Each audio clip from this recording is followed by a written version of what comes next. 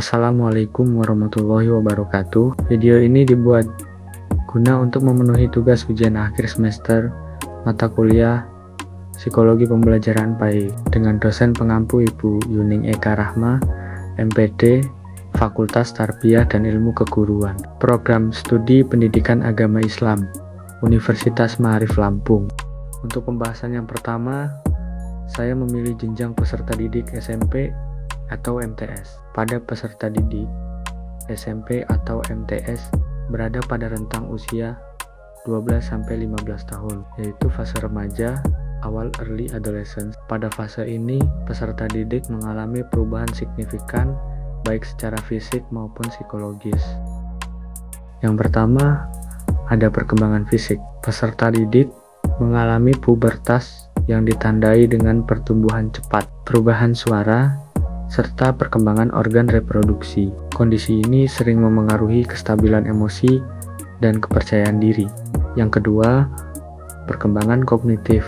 Menurut teori Jean Piaget, peserta didik berada pada tahap operasional formal awal, di mana mereka mulai mampu berpikir logis, abstrak, dan kritis, meskipun masih memerlukan contoh konkret dalam memahami konsep-konsep abstrak keagamaan. Yang ketiga, perkembangan sosial emosional. Peserta didik mulai mencari jati diri, membutuhkan pengakuan sosial, dan sangat dipengaruhi oleh teman sebaya. Emosi cenderung labil sehingga membutuhkan bimbingan dan pendekatan yang empatik. Yang keempat, perkembangan spiritual. Kesadaran beragama mulai berkembang secara rasional. Peserta didik mulai bertanya tentang makna ibadah, keadilan Tuhan, serta relevansi ajaran Islam dengan kehidupan sehari-hari.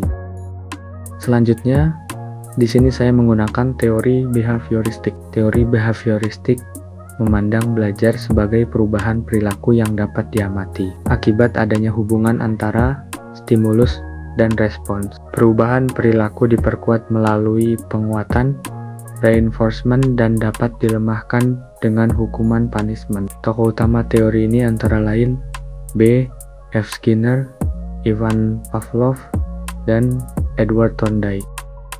Alasan saya menggunakan teori behavioristik terhadap peserta didik karena peserta didik SMP atau MTS masih membutuhkan aturan yang jelas, pembiasaan perilaku positif, penguatan eksternal berupa pujian, nilai, atau penghargaan. Di dalam pembelajaran PAI, teori behavioristik efektif juga untuk membiasakan salat tepat waktu, melatih akhlak terpuji, menghafal doa, ayat, dan hadis, dan menegakkan disiplin dan adab Islami.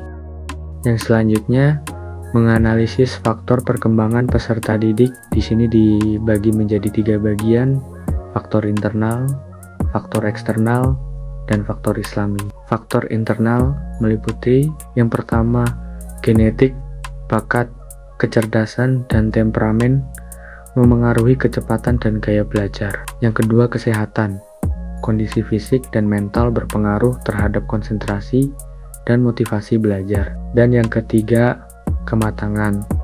Kesiapan emosional dan kognitif menentukan kemampuan menerima materi PAI. Selanjutnya, faktor eksternal meliputi yang pertama, keluarga.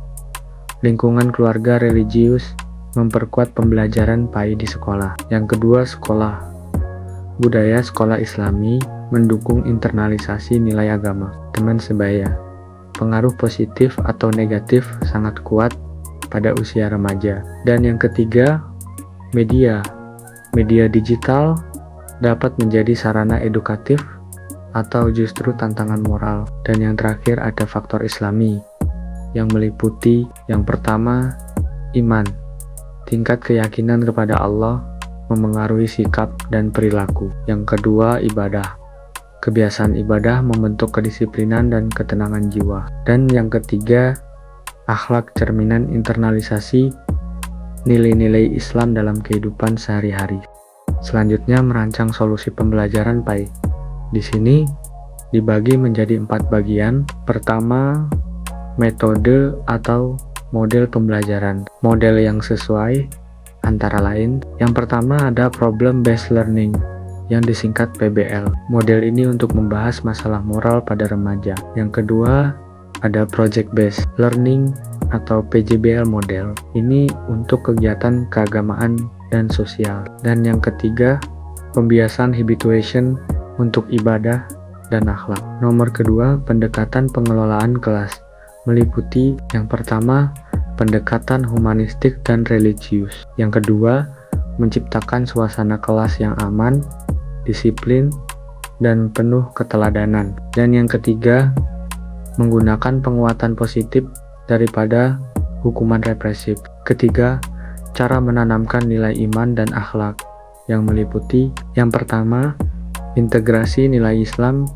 dalam setiap materi. Yang kedua, keteladanan guru dalam sikap dan tutur kata. Dan yang ketiga, refleksi dan muhasabah di akhir pembelajaran. Dan yang terakhir atau yang keempat, peran guru PAI. Guru PAI berperan sebagai pendidik atau murabi, pembimbing spiritual, teladan atau uswah hasanah, motivator, dan konselor moral. Dan yang terakhir, refleksi sebagai calon guru PAI. Yang pertama, tantangan psikologis yang mungkin dihadapi. Di antaranya perbedaan latar belakang religius peserta didik, rendahnya motivasi, belajar PAI, pengaruh negatif media dan lingkungan, emosi remaja yang labil. Solusi yang dapat dilakukan di antaranya mengembangkan empati dan komunikasi efektif, menggunakan metode pembelajaran variatif dan kontekstual, menjadi teladan akhlak dan kepribadian Islami, dan meningkatkan kompetensi pedagogik dan psikologis secara berkelanjutan. Jadi, pemahaman psikologi pembelajaran dan perkembangan peserta didik merupakan fondasi utama dalam perancangan pembelajaran. PAI dengan analisis yang tepat, guru PAI dapat menghadirkan pembelajaran yang tidak hanya mentransfer pengetahuan agama, tetapi juga membentuk karakter, iman, dan akhlak peserta didik secara utuh.